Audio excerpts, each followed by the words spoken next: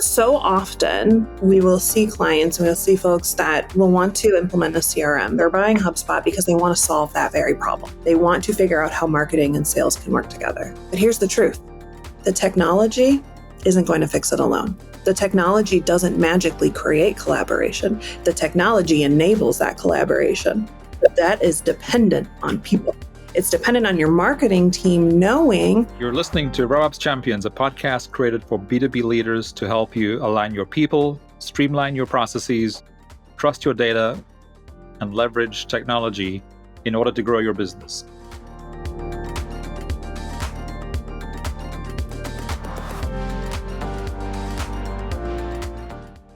Therese, I'm so excited to have you on the show today. Of course, you need a lot less of an introduction because we work together every day on solving a lot of the issues that we talk about on the show. Just as a reminder for the folks listening, the thesis of this show is, why do some companies or businesses scale better than others?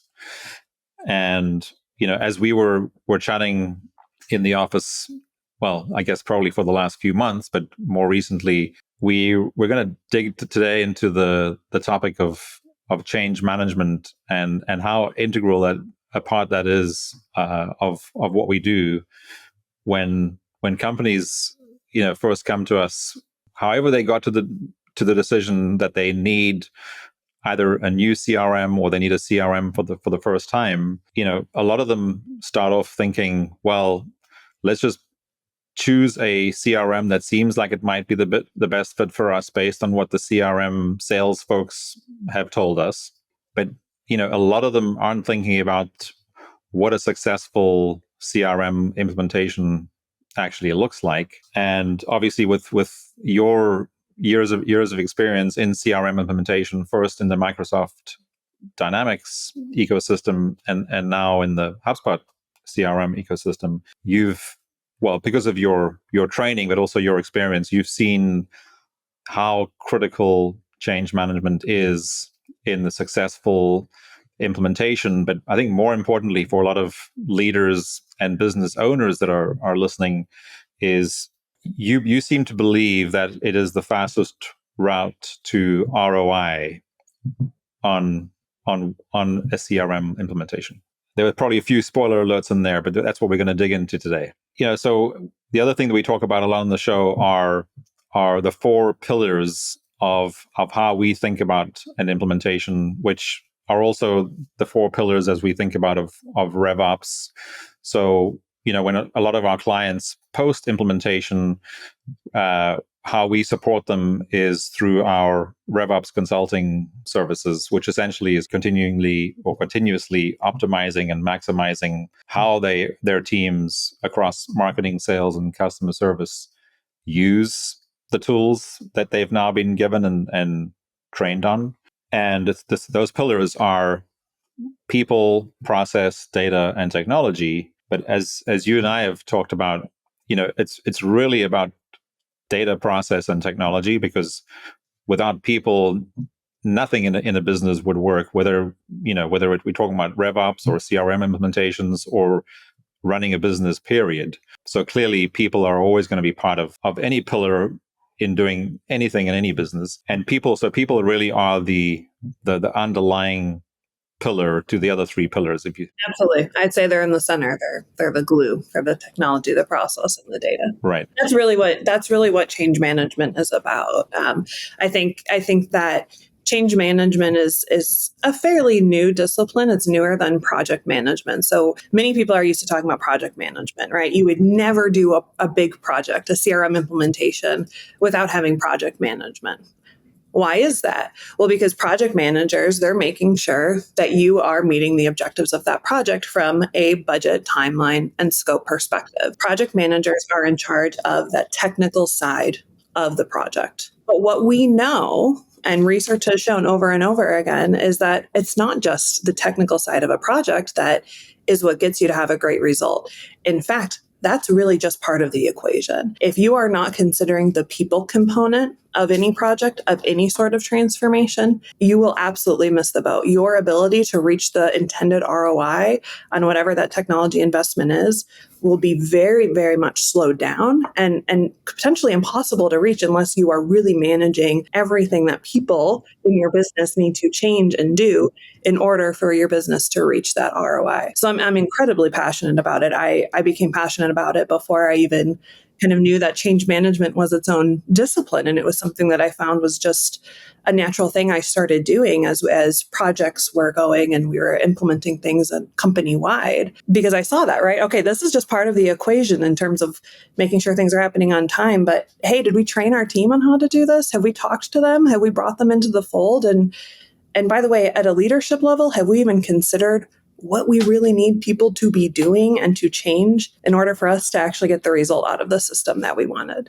So that's a huge, huge passion of mine. Yeah. And I'll admit that I was because I didn't have a lot of change management experience prior to meeting you, and I was skeptical myself, but it was more because I didn't have the experience, and I was kind of we've done quite a few implementations where clients have said to us, "Oh, but we don't want to make this like a big deal. We don't want to tell people that where there's going to be change management," and because they had the same fears that I did, right? Which was so that we don't want to do change management. We don't want to present this to the entire team of 500 or 750 people as this huge digital transformation project, because we didn't want to scare anybody and get them, make them afraid of all the changes that were going to be happening over the coming 3 years.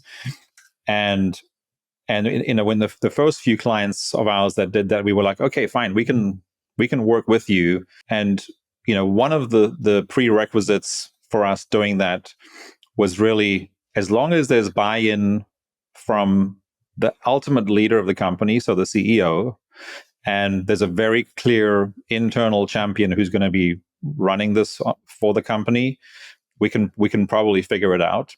And in hindsight, they've done an incredible job, the clients that I'm thinking about. But I do believe they probably would have gotten an ROI a lot earlier had they actually made change management part of the process from the very beginning. So if that conversation comes up again now, we would be far more resistant to the client to say, look, we just don't believe. Or if you're going to go that route, we'll run the numbers and think, well, it might take you a year longer to actually start seeing the ROI, versus if you did incorporate change management from the very beginning, you'd start seeing the results potentially a year earlier, or whatever the timeline would be. Yeah, so a lot to unpack there in what you just said, Brendon. So number one, you talked about sponsors. I want to come back to the importance of a sponsor. So, having that key business leader who has the authority and the voice in a business.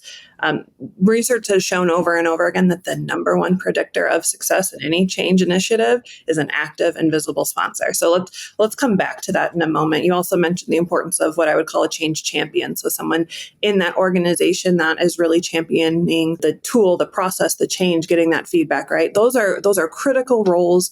No change initiative will be successful without those roles in place. But what I want to go back to is what you mentioned, which was, some of the hesitancy I think it's a very natural hesitancy. Oh, I don't want to scare my team. I don't want to overwhelm my team. They're overwhelmed already. They're trying to, get all this done, and I'm just figuring out what they got to do in 6 months. I don't need to distract them with that, right? That's normal. We hear that all the time. But here's what I would say to that. I would say that by ignoring it, by not talking about it, you will actually make those fears worse. Here's what happens. Organizations of all sizes, right? People talk, people find out. And it is very, very important that people feel like they are part of any changes that are occurring. If you're sitting in a meeting and all of a sudden you hear your boss's boss say, oh yeah, we're working on the CRM project and all of our sales team is going to be in it, but you're not touching it for 8 months, don't worry about it. They're going to worry about it anyway, right? Even if you're telling them not to, they're going to be thinking about it. And I would like to kind of flip the script. So how could we, instead of being worried about overwhelming them, how could we bring them along with us in that project?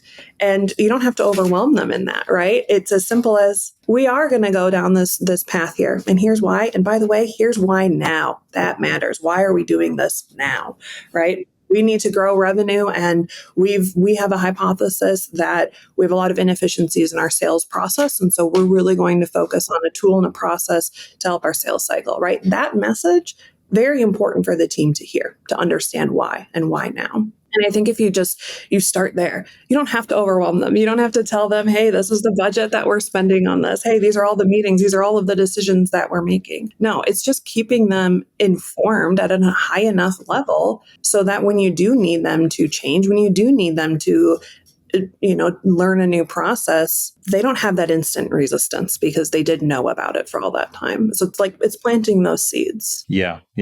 Which is, similar to the process that we went through last year, which, I'm sure a lot of companies do, which is, you sit down with the entire company or large parts of it, large teams, whether it's the marketing team or the sales team, in their entirety, and for a half a day or a day, if necessary, and you talk about, like, what are all the things that are working or not working.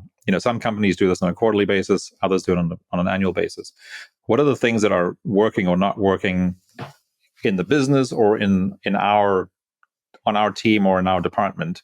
And what comes out of that, of course, are all the gaps and opportunities that they themselves see day to day, in their jobs and of course in the business.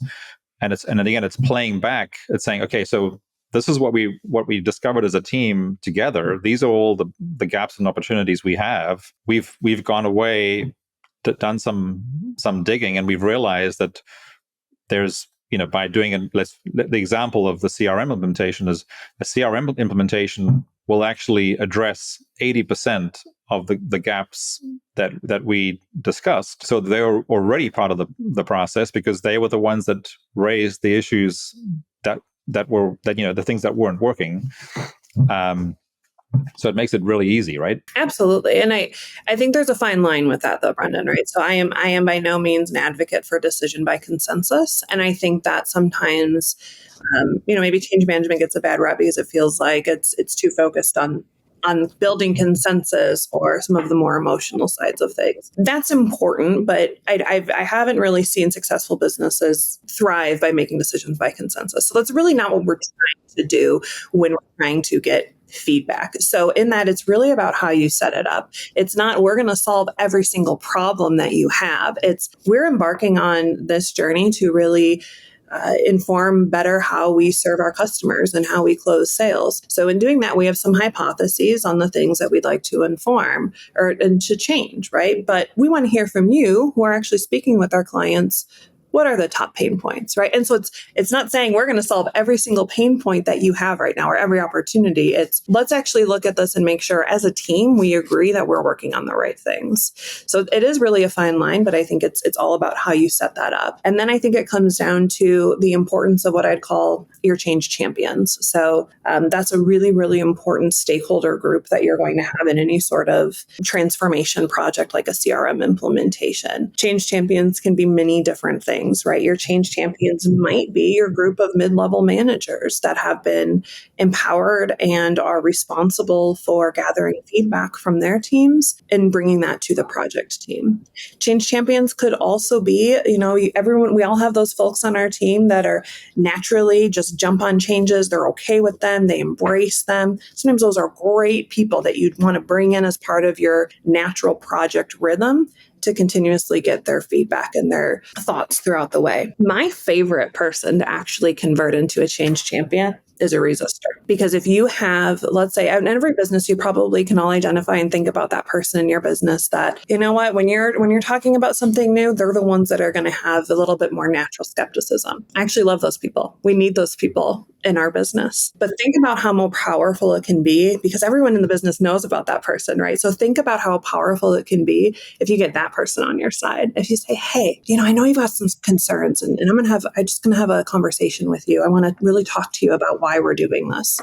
What would it take to, for this to be successful, why do you think that it's not working right now, right? And just really trying to get that person on the team. And how you do that is by a personal connection. It's meeting them where they're at and just talking it through. But I promise you, if you can convert that person into a change champion, that person will convert a lot of the other national resistors on your team that are thinking those same thoughts. Yeah, because there's typically, always at least one of those resistors. We all have them, and we need them. I mean, then that's the thing. It's a beautiful skill set to have, is to have natural skepticism, which is why those are some of my favorite people to work with. Because if I can really, really figure out, they're sometimes more vocal than the rest of our team might be. So if I can really figure out why they're skeptical of this, I will learn a lot, and that's going to help me better manage the change with the rest of the team. And then they're also going to go and probably help their team too. Yeah, they become real advocates. Yeah, absolutely. And what's interesting is what we've seen.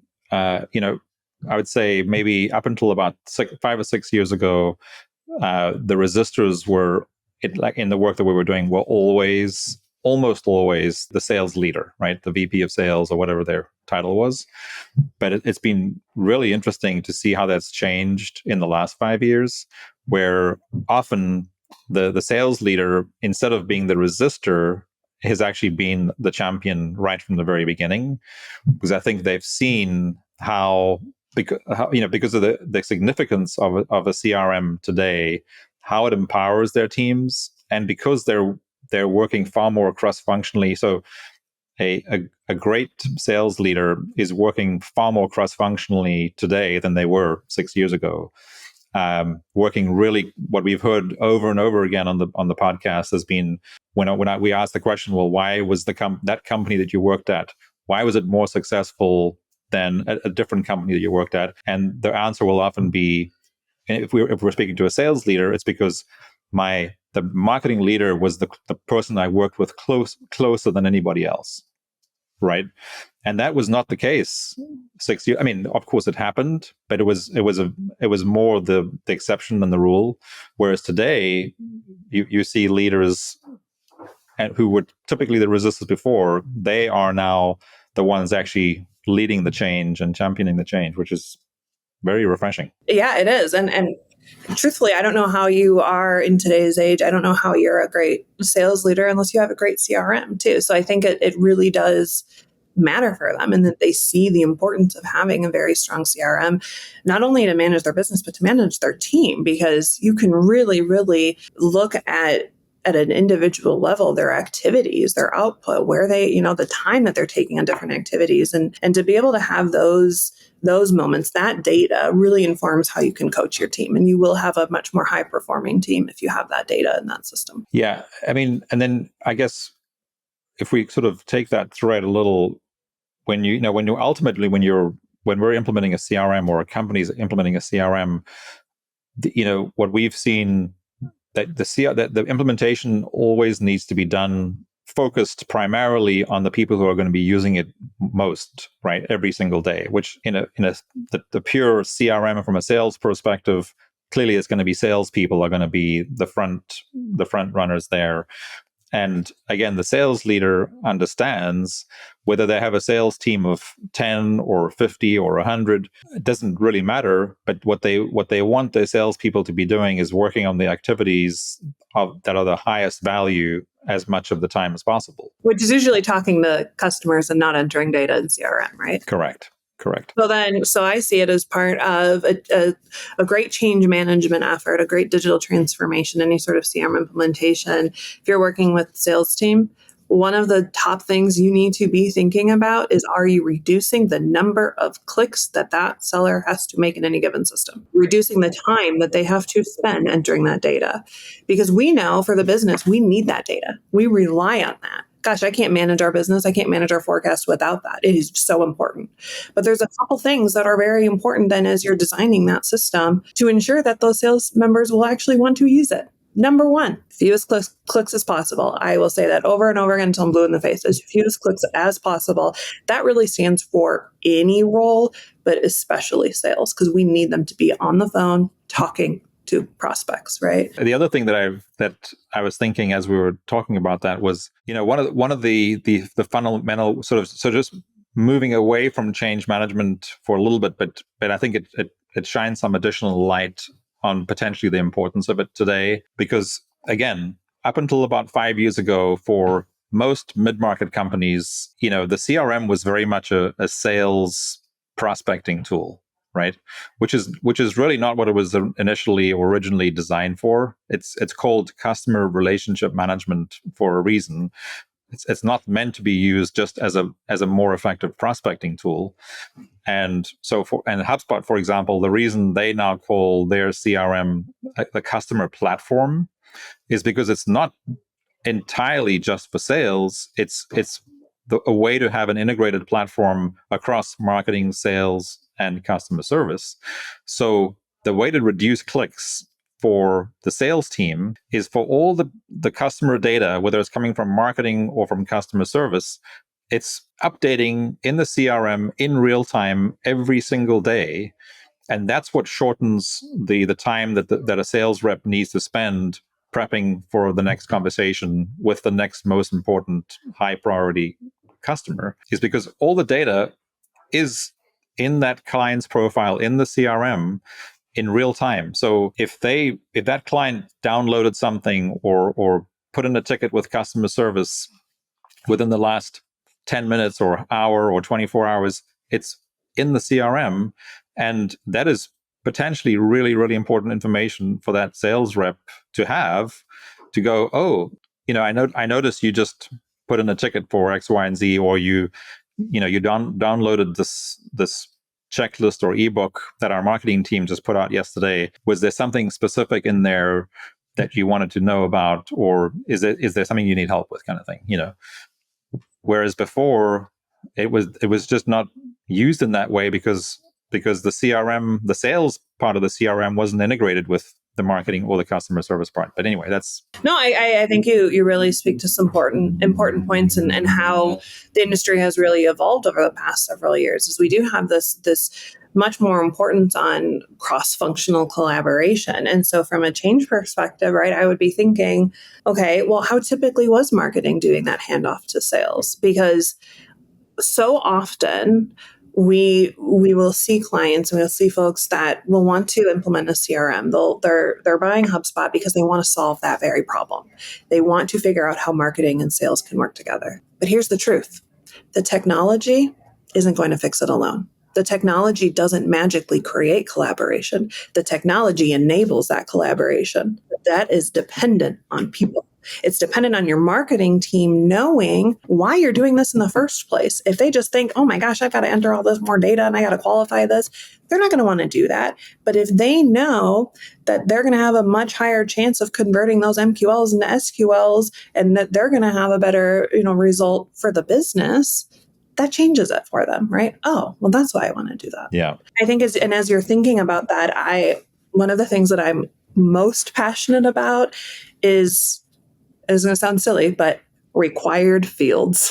I love a required field in HubSpot or in any CRM that you're using, but I don't want to overuse those, right? So it is really, really important that as you are implementing your CRM and as a continuous optimization of that CRM, that you are looking at and auditing what are the required fields in any of your records that you're asking your team to enter, because that is a really, really helpful thing. I want my team to be entering the things that I know we need. By the way, I don't want them to be spending their time entering a bunch of stuff that I know we don't need. And it is very easy to keep adding fields into those records. Oh, we think we want this. I think we want this. Make sure you've got some governance in place. Make sure you are constantly looking at that, because again, we want to reduce clicks. We want to reduce the amount of time that people have to spend in a system. I have to understand the process in order to do that. And I have to be really, really smart about what I'm asking them to collect and maybe make some tough decisions on what I don't want in the system as well. Yeah. Which actually reminds me of another thing that we talk about a lot, because that idea of required fields is only really possible if you know or have someone who can help you customize that particular CRM for your particular organization, right? So back, whether you're using HubSpot or Dynamics or Salesforce. As a side note, that's why HubSpot, Salesforce, and Dynamics have partners. Again, it's all part of the same thing. They know that their their customers cannot just go and buy the software off the shelf and then their businesses will start being better and faster and more effective. They need services people like ourselves to come in and customize that CRM or software specifically for their organization. And there's a saying that we use a lot here, which is, when you've seen one business, you've seen one business, right? Even, we do a lot of work in the AEC space, but just because we've worked with one, mid-size architectural or engineering firm doesn't mean that the setup for the next one is going to be exactly the same, because they're going to have potentially different required fields during that customization process, because they just run their business a little bit differently, or they have slightly different size clients than the other. There's many different reasons for why the setup of a CRM is different for every single company. But again, it all comes back to why you need people ultimately to understand the processes, understand the data or the metrics or the KPIs that are needed for marketing to be successful, are needed for sales to be successful, are needed for customer service to be successful. And that is a large part of what also impacts the customization, of the tools for each different business. Yeah. I think you're spot on there, Brendon.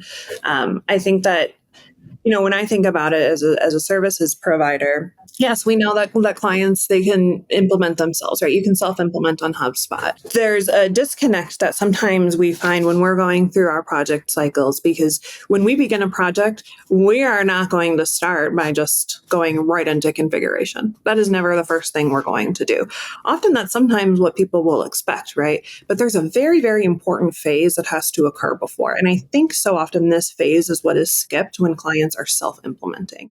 And what I'm talking about in that phase is really having a very thorough discovery and design process, because it is only once you really get that blueprint for how your teams are going to work together, what data you really do want, what you care about at a team and at a company level to be measuring and monitoring. You really have to, and one of your favorite sayings, Brendon, slow down to speed up. And you have to slow down in that moment and work together cross-functionally, work with your leadership team too, and make sure you're making the decisions to set that system up that are going to get you to the results that you want. Every decision that you make in that initial install phase really matters. It matters on how quickly you will reach the ROI that you want from that system. So you want to be very, very intentional. You want to slow down. You want to really understand, is this, am I moving from one CRM to another? And I really don't expect a process change. This is just a change in the tool, what I'd call a lift and shift. Okay, well, the change management you have to do for that is much more minimal than if you had one team on one system, one team on spreadsheets, and now you're putting them both together.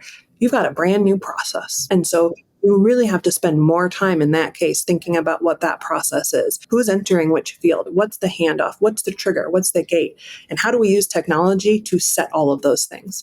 Technology should be your enabler. Mm-hmm. But I think to your point, you're right. In some situations, the process changes or updates are going to be far less than in situations like the one example you just gave. But the reality is you have to revisit just to make sure that, because if there's just one subtle change that needs to take place in your process, it's still going to impact the overall efficacy of that team or business. So you still have to revisit it and say, well, actually, that's, if you have a checklist of whatever the number is, you still want to make sure you can check off that the process is mapped to the new CRM. So if there's only one or two changes, then that's great. And of course, but you still have to go through that process. Exactly. And again, that's why when Dynamico, when we're doing our implementations, we are spending that first phase doing exactly that. We are really documenting, designing what the system needs to be for any specific individual business. As you said, Brendon, every business is different. And so you really have to understand what those objectives are, what has brought them to this place that they need a new CRM in the first place, and then how are we going to design this system so that this business will actually reach those objectives. Right. The other thing I was thinking now was, I just mentioned, so one of the verticals that we work with is architects, engineers, and construction companies. But we also work with nonprofits and franchises. And ultimately, they're all using the same technology, but the way that we set up that technology and the other tools that each of those industries use that we need to integrate with are very different. So apart from the differences within an architecture or engineering firm, or the differences within a nonprofit, or the differences within a franchise, you still have to treat each one, because of the customization aspect, like it's completely unique, and because they are unique. Every business, ultimately, when you look at all their processes, their KPIs or metrics, and the tools that they have to integrate with their CRM at the end of the day, they're all going to be different, and which requires a different process. And I think you're right. And the only way to consistently get the full ROI of that initial investment that was intended is to make sure you're managing the change from beginning to end, right? Right. And I'm glad you brought up the industry's perspective as well, Brendon, because yes, the process could be different, but there's something really interesting too that quite frankly, I don't think enough people pay attention to, which is the language. So one of the things that I think is most important is getting your team on the same page with the language that you're using, the terms that you are using. Do we all know what an opportunity really means, right? Do we have a different word for that we want to call it? I find that those nuances can be very different across industries. But it's important that as we are designing any sort of system, that we are setting it up in the language in which the team that is using it understands it. And if there are changes in vocabulary, right? Very specific things that, maybe this one record type, we used to call it this, and now we're making a small change. Don't just assume that people know that that's the same record. Please outline it for them. One of my favorite things to do, if you're doing a CRM implementation, just make a glossary, this is what we used to call it, this is what we call it now. Very simple exercise. Gosh, it'll save you a bunch of time, and it will really help your team too. Yeah.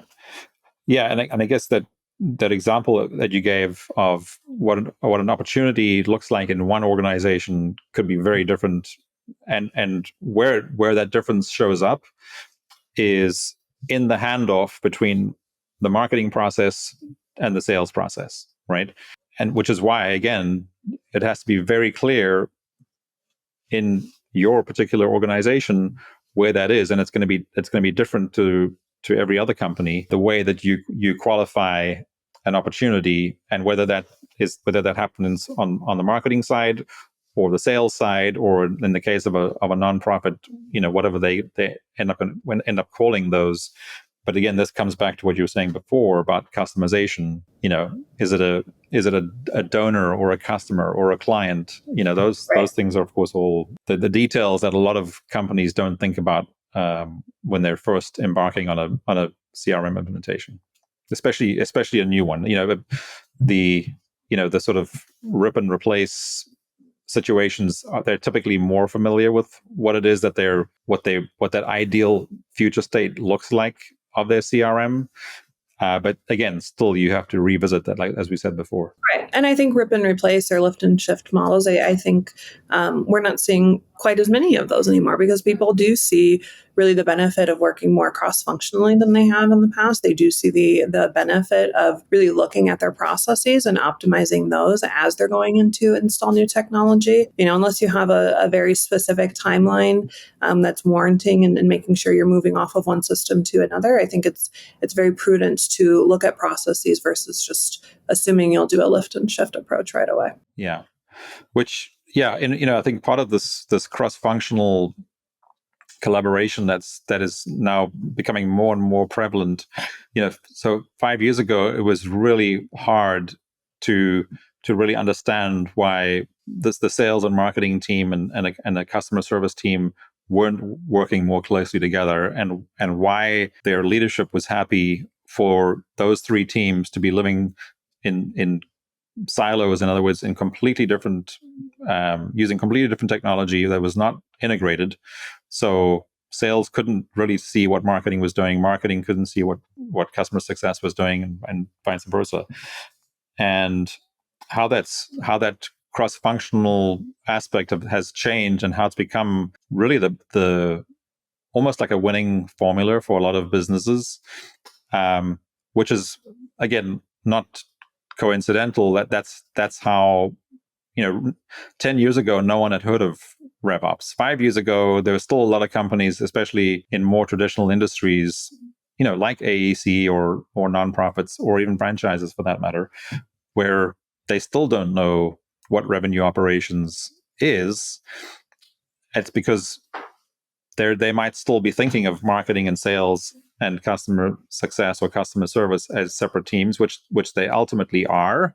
But there's no reason for all their KPIs, data, metrics, etc., to be flowing into one single source of truth, which should be the CRM, and why all their processes shouldn't be fully integrated with clear handoffs from this is when sales takes over from marketing, and this is when customer success takes over from sales, so that you can, we always talk about, the metric. One of the metrics we'll talk about a lot is lifetime value. If you're not going through that handoff process, you're not maximizing the lifetime value of every single one of your clients or customers or donors in the case of nonprofits.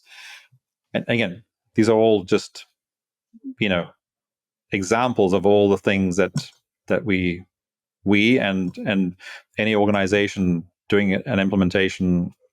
We're obviously talking a lot about CRM implementations here, but I think to your point, coming back to change management, if you're implementing anything new, whether it's technology or even just a new process, the change management component we've realized is so critical in getting to that ROI quicker. It is.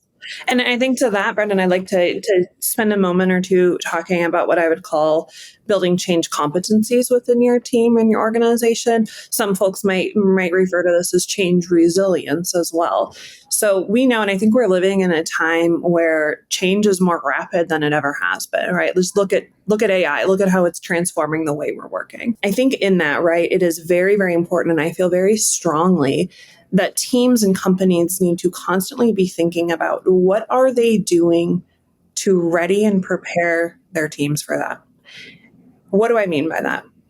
It is not realistic to expect that for every company, for every single change, that you're going to have a very specific change management plan. Now, it would be great if you did, right? I would love it if you did. I find that so often, though, resources prohibit that. So what do you need to do in that case? I really believe it's really important that you do two things. Number one, you identify the natural mechanisms for communication that you have in your organization. And if you do not have them, get them set up.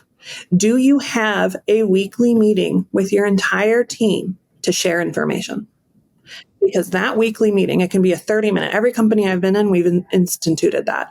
A 30-minute weekly touch point just to communicate with your team. Here is what is going on, becomes a perfect change management vehicle for anything that you have going on, right? Hey, we're phasing out our e-sign. Hey, we got a parking ramp change going on. I need to tell my team about all of those things. And I don't want to overwhelm them with meetings when our calendars are already full. So find what those natural communication modes are in your team and continue to use those to discuss upcoming changes occurring in your organization. How are you supporting your team? What's going on? And by the way, when that change is done, make sure you come back and you celebrate it and you talk about and you reinforce it.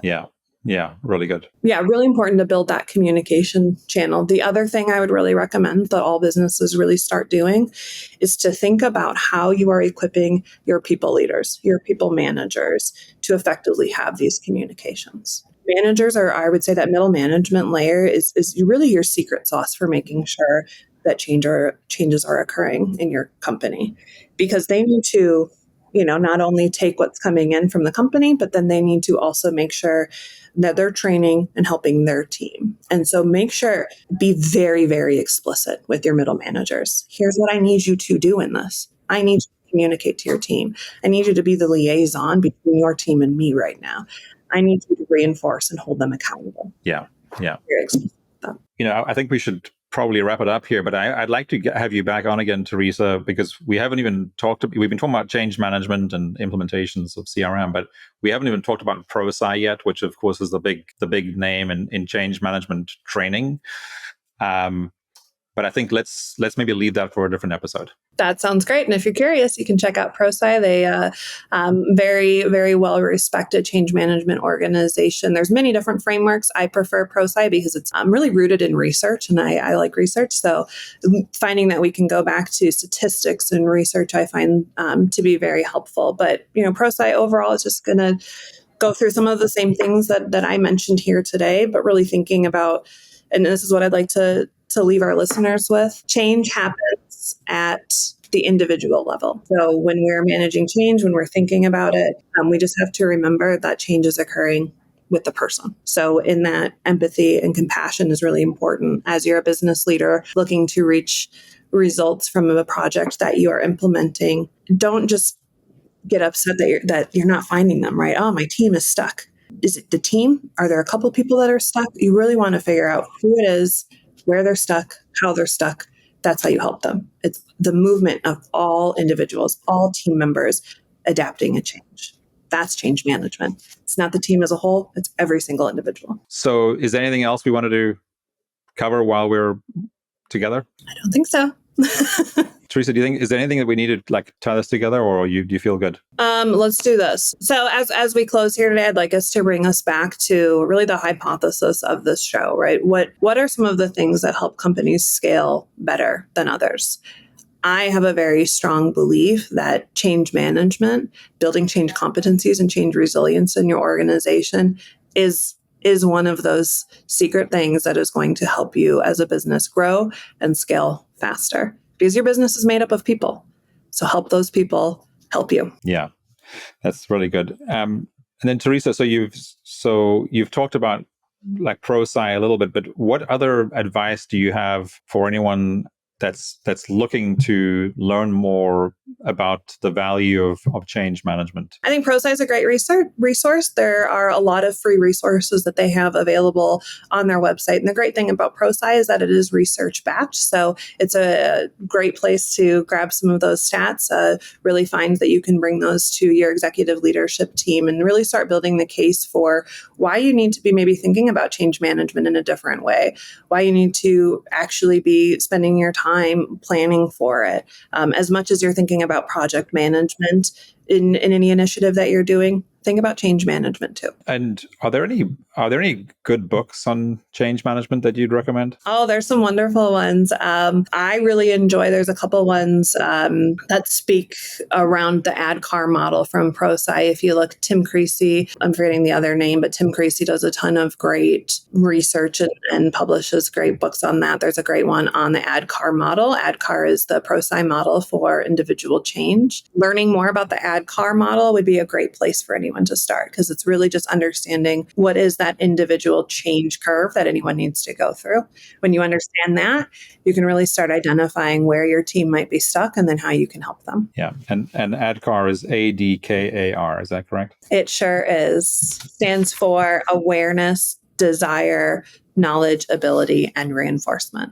And we could spend a whole hour talking about ADKAR. Which is what I was saying earlier. I think we could spend, in an entire 45 minutes just talking about ADKAR and ProSci. Absolutely. We'll definitely do, because I think it gives people a glimpse into what is actually involved and why change management actually exists to help companies scale, right? Exactly. I think this was a great teaser, high level, the importance of it, thinking about it, why it matters in a CRM implementation specifically. But would definitely love to come back on and talk about some of the more specifics that we can use. There are a lot of tools and tactics that you can use. It is not just communication and training. There's a lot more that goes into it. Right. Awesome. Well, thanks so much, Therese, for joining us today. Thanks. Love talking about one of my favorite topics. Super fun.